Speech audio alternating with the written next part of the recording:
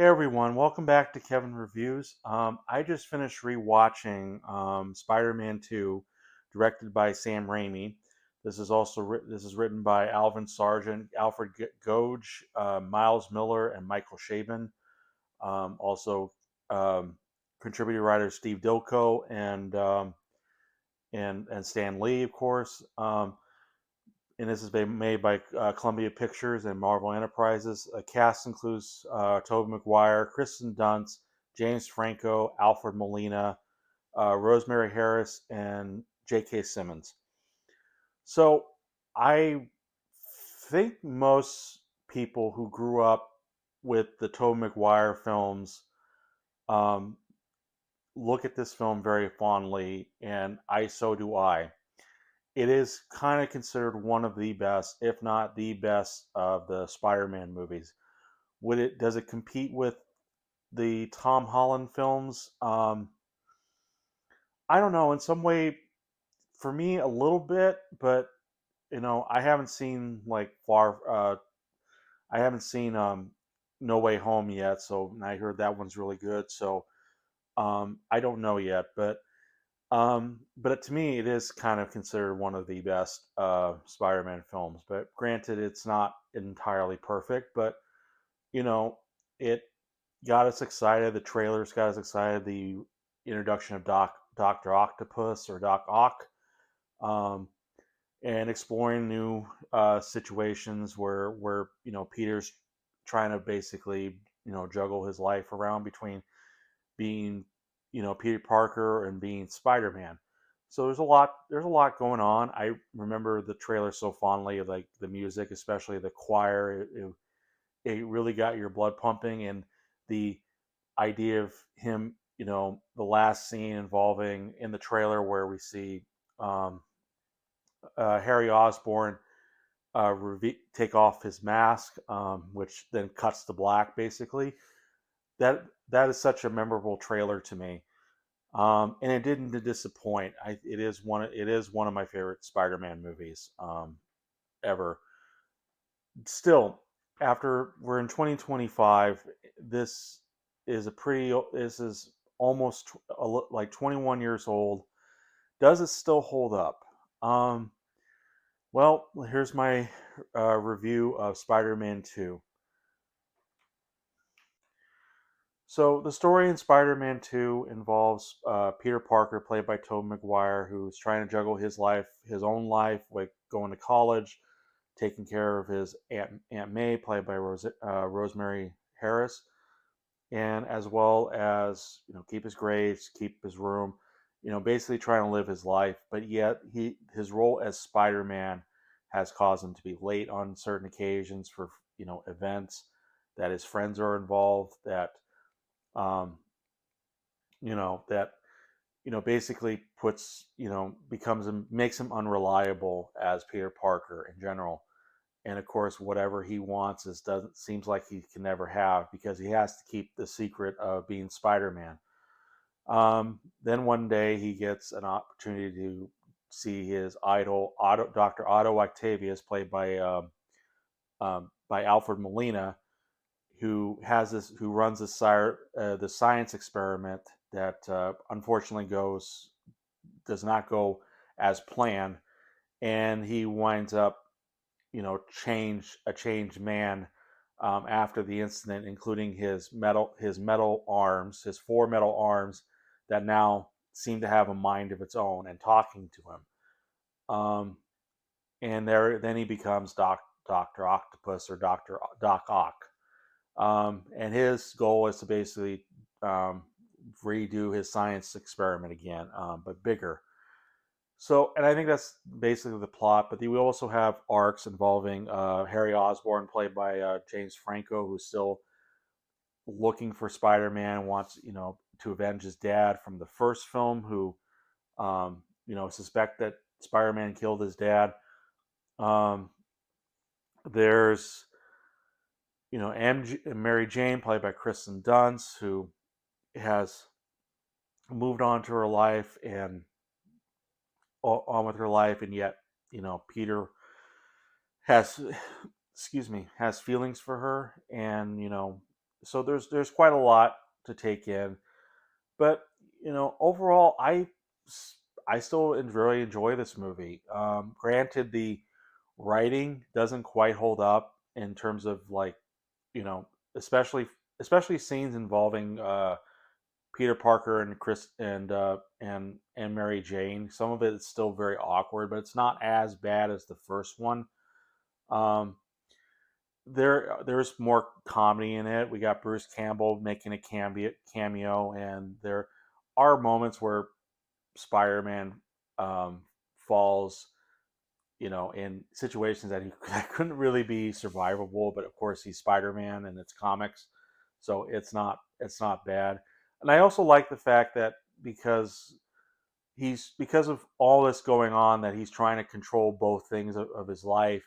He's also starting to lose his powers or his abilities, and he doesn't know why, whether it's mental or whether it's something else entirely. So I like the idea, like that idea, and because I'm sure everyone has gone through it where we've had so much that we had to do, that it seems like fate is it always seems to be against you or fight you, um, and at some point you got to know when maybe to call it quits, which in the film, and frankly the trailers already show it. Yeah, it shows a part where Peter Parker quits being Spider-Man, and you see how that changes and how it affects others. So so it's still the idea of with great power comes great responsibility, but it's how much you are willing to carry that responsibility, and you know even great messages that involve, even for Doc Ock's character, that about intelligence. There's a great moment in that. I'm sorry, I'm probably getting off way off topic, or whatever. But I the CG, the action is a lot better this time. There's that one scene involving the train that is probably the one that is the best scene in the movie, and it's still brilliantly shot. Even though some moments in that action scene, as well as other action scenes, are a bit rubbery for the CGI, and video game-ish, it is a lot better than the first one. That I can guarantee. Um, so the acting is really good. I think Tobey Maguire does it best. Granted, maybe it's because I saw Tobey Maguire in Seabiscuit, the previous review. I think he still does great. I think he's still great as Peter Parker. Somewhat okay as Spider-Man. But overall, he does it really well. Um, James Franco as Harry Osborn is still great, especially continuing that arc of you know his relationship with Peter Parker and Spider-Man. That's always great. It's great to look how he turns, how he vengeance consumes him, and whatnot. And as for Kristen Dunst, I think she does a little bit better here, but it doesn't really seem like a huge improvement. It's not bad. It's not awful. Like I said, the writing for Peter and MJ and Mary Jane is still pretty awkward, and doesn't even seem like there's a lot of chemistry between them. But I don't really hate Kristen Dunst as Mary Jane, and granted, this was 2004, so I mean, there's still the damsel in distress type thing, and there's like one moment where she tries to help, and that kind of backfires. Um, but I don't think she's terrible. Maybe not a great girlfriend, but not terrible. I don't know. Let's see.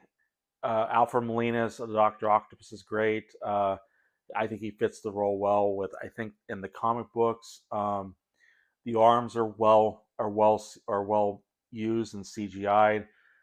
There's a great moment where we kind of see the birth of how these arms get out of control, and it's like a horror movie. And granted, I think in the first one with Norman Osborn turning into the Green Goblin, it kind of becomes a horror movie with some jump scares. But I think this one is much scarier because this is AI, talking basic, artificial intelligence in the arms that are talking that are doing these things, and it is pretty intimidating and scary to see. Um, let's see if I did have any more complaints. Like I said, I'm sorry if I'm not. It's not this well structured because I don't know what else to say. I think it is really good. I think there are some plot holes. There are moments that don't entirely make sense because there's like a moment where Doc or Octopus has to basically capture Peter Parker and was told not to hurt Peter, and yet there are moments where he looks like he could have intentionally hurt Peter Parker, and that doesn't really make a lot of sense when you think about it. Um, so, but I don't. I yeah, despite its flaws, still think this is a fantastic movie. I still, and maybe this is just pure nostalgia. I will admit it might be just pure nostalgia, basically harkening back to when I first saw it in theaters. Um, being very, it was a thrilling superhero film, and maybe that's why I still remember it very fondly. But I do recognize a little bit more problems. With that said, I think I still would still give this. Maybe it's a bit over, maybe it's, I don't know. I think I would still give it 5 stars, maybe 4.5, just to be a little bit lenient because I do recognize more problems with it. But I still enjoy this movie, and I would highly recommend it if you enjoy the first Spider-Man. But what are your thoughts on Spider-Man 2? Leave it in the comments below. Like or dislike the review. Feel free to subscribe to my channel and click the notification bell so you can be updated on any future reviews. And yeah, I'm sorry if the review's kind of all over the place. I'm just watching this and it's kind of late. But yeah, I will see you guys in the next review. Bye.